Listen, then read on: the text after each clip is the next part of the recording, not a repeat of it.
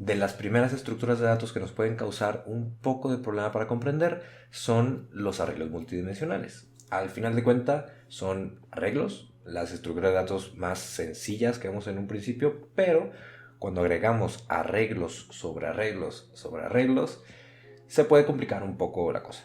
Así que hoy veremos justamente cómo utilizar arreglos multidimensionales. Soy Chio y bienvenido a Chio Code.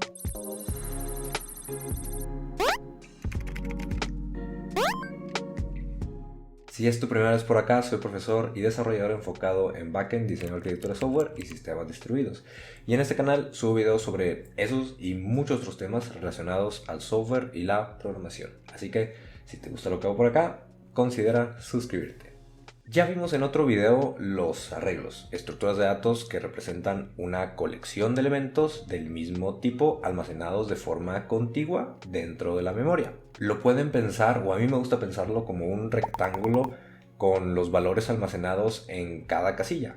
Estas casillas tienen un índice, el cual nos sirve para acceder a estos valores. Como quiera, si quieren más detalles y no han visto todavía el video sobre los arreglos, se los dejo por acá arriba en las tarjetitas. Al final de ese video mencioné que los arreglos pueden almacenar cualquier tipo de dato, inclusive el tipo arreglo. Podemos tener arreglos de arreglos. Y esos arreglos de arreglos son los arreglos multidimensionales. Muy bien, Chivo. Entonces me estás diciendo que puedo tener arreglos de enteros, arreglos de strings, arreglos de booleanos y también arreglos de arreglos. Pero arreglos ¿de qué? Bueno. Tenemos que definir como quiera qué tipo de dato básico va a almacenar ese arreglo de arreglos. Al final de cuentas sería un arreglo de arreglos de enteros o un arreglo de arreglos de strings, ¿vale? Como quiera tenemos que tener ese tipo de dato básico en alguna parte. Ok, pero si me dices que puede ser cualquier tipo, los arreglos, el segundo arreglo también puede ser de arreglos, es decir, puedo tener arreglos de arreglos de arreglos de enteros. Y sí, en realidad puedes tener los que tú quieras y los que soporte tu computadora. Por eso se llaman arreglos multidimensionales. Si pensamos en un arreglo como un rectángulo, tenemos solo una dirección en la cual podemos recorrerlo, para el frente o para atrás. Es una sola dimensión. Cuando tenemos un arreglo de arreglos, en cada casilla vamos a guardar un arreglo. Tenemos ahora dos direcciones para recorrer, dos dimensiones. Esto todavía es sencillo para nosotros de manejar o de pensar. Es una matriz o una tabla o una cuadrícula, como lo quieras ver. Todavía es muy natural para nosotros y se suelen utilizar mucho en la programación. Pero podemos ir todavía más allá y hacer arreglos de arreglos de arreglos, como si fuera un cubo. Podemos recorrerlo en tres diferentes direcciones, tres dimensiones. Todavía no lo podemos imaginar, pero se complica un poco más. Y de la misma forma podemos continuar y hacer un arreglo de arreglos de arreglos de arreglos. Cuatro dimensiones, y de 5, y de 6, y de 7. Pero al ser mucho más complicado de entender, solo lo utilizamos en casos muy puntuales, en problemas de matemáticas, en estadística, álgebra lineal, etc. Por lo mismo, concentrémonos mejor solamente en las matrices o en arreglos bidimensionales, teniendo en cuenta que estos mismos conceptos se pueden utilizar para arreglos de cualquier número de dimensiones. Para empezar, la forma de definir un arreglo multidimensional es muy parecido a como lo hacemos con uno normal. En un lenguaje estático como Java, declaramos nuestra variable de tipo arreglo definiendo el tipo de dato que va a almacenar. En este ejemplo, un arreglo de enteros. Para hacerlo bidimensional, el tipo de datos que va a almacenar son arreglos de enteros. Así que ponemos otros corchetes cuadrados para indicarlo.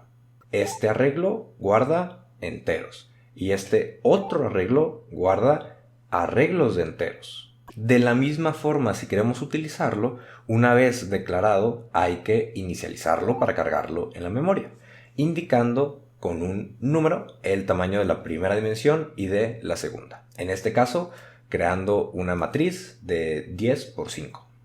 También podemos declararlo e inicializarlo en el mismo lugar, en la misma línea, así como lo hacíamos con arreglos simples. Si se fijan, así como en el arreglo normal tenemos 5 elementos, en el arreglo bidimensional tenemos un arreglo con 3 elementos. Cada elemento es un arreglo en sí de 3 enteros. Esto sería como una tabla de 3 por 3. A la hora de inicializar nuestro arreglo definimos el tamaño que va a tener y el tamaño de estos arreglos no se puede cambiar. No puede incrementarse ni disminuirse. Si queremos hacer eso, tenemos que volver a crear un nuevo arreglo. Sin embargo, cuando hablamos de lenguajes dinámicos como Python, donde se utilizan listas para representar arreglos, estos pueden ser un poco más flexibles. La forma de declararlos es muy parecido, solamente utilizamos corchetes cuadrados en lugar de llaves. Y como las listas en Python son dinámicas, los arreglos bidimensionales que tenemos acá podemos tenerlos de diferentes tamaños, inclusive de diferentes tipos.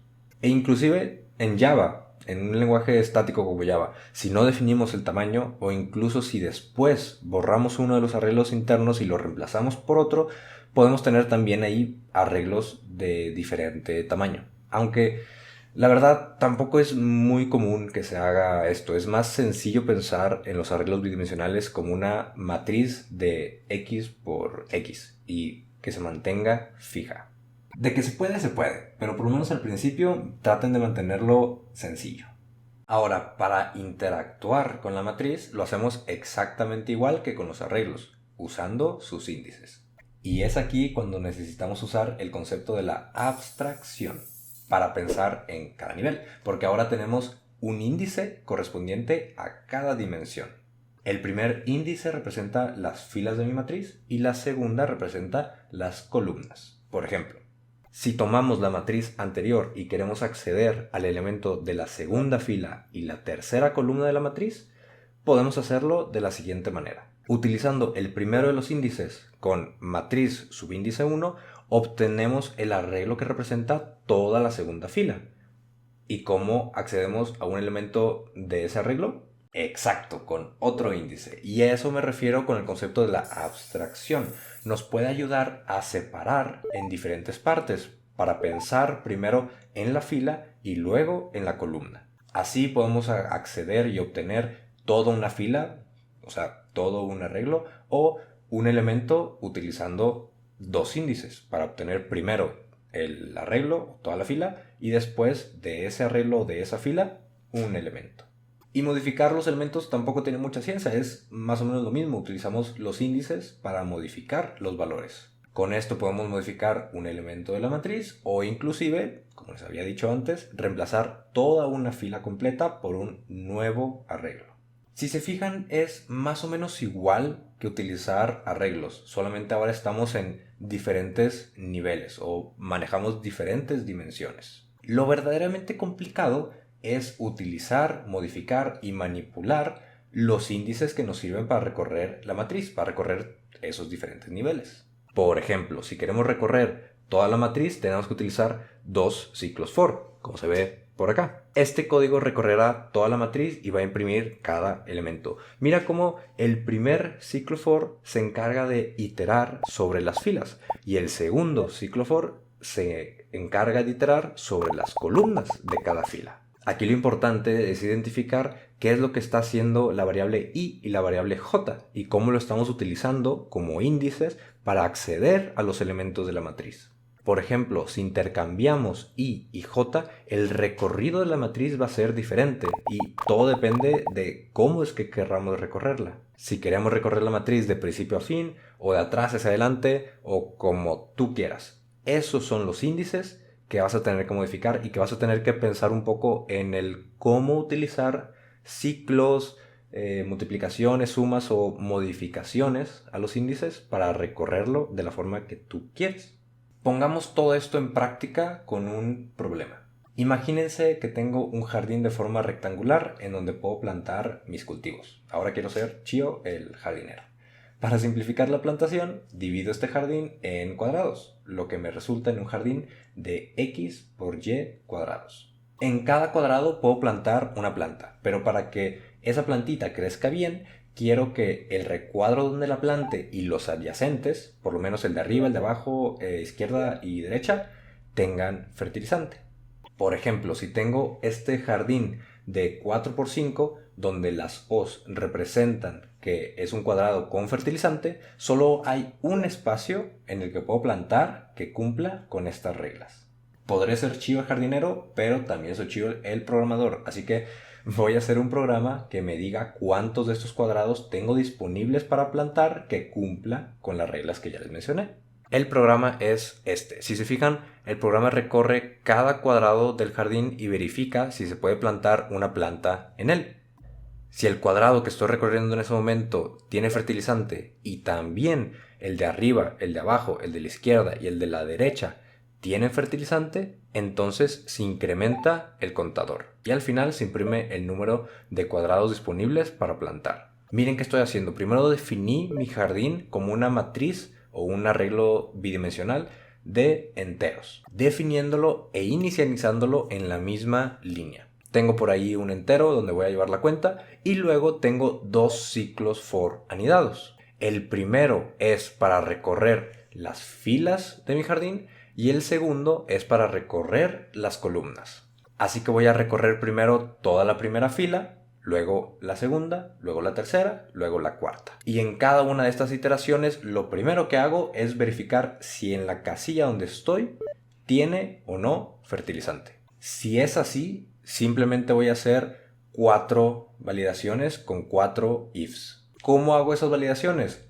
Haciendo cálculos para mover mis índices al de la izquierda, al de la derecha, al de arriba y al de abajo. Para identificar el cuadrado que está justo arriba del que estoy, voy a tener que modificar estos índices. La columna es la misma, entonces J es la misma, pero la fila es una anterior, así que I voy a tener que decrementarlo en 1. Si no tiene fertilizante, pues el booleano que estoy utilizando lo va a poner como falso. Y hago lo mismo con las otras casillas. El chiste es modificar I o J aumentándole 1 o decrementándole 1 para movernos a las casillas de un lado o de otro. Y también importante, tenemos que checar si la casilla que estoy utilizando está en alguno de los extremos. Si está en uno de esos casos, si está por ejemplo en la primera columna, pues no voy a checar nada en el recuadro de la izquierda porque no hay recuadro de la izquierda. En estos casos solamente va a verificar los otros 3 recuadros, el de arriba, el de abajo y el de la derecha. Pero si no quiero tampoco plantar en las orillas, pues voy a tener que modificar el código. Igual ese puede ser un buen ejercicio para ustedes. Intenten hacer esa modificación para que tampoco en las orillas me permita plantar plantitas. Y como ese podemos tener muchos otros ejemplos. Espero por lo menos que este video les haya ayudado algo a entender un poco más sobre los arreglos multidimensionales. De cualquier forma, lo mejor que pueden hacer es practicar. Intenten resolver problemas como el que vimos aquí en Jueces en Línea o en diferentes plataformas que hay en internet. Por lo pronto, esto sería todo. Como quiera, abajo en la descripción dejo referencias para que consulten y si tienen alguna pregunta no duden en ponérmelo abajo en los comentarios. Y si el video les gustó, porfa, regálenme un like, compártelo con sus amigos y no olviden suscribirse y darle al botón de la campanita para que no se pierdan el siguiente video. Bye.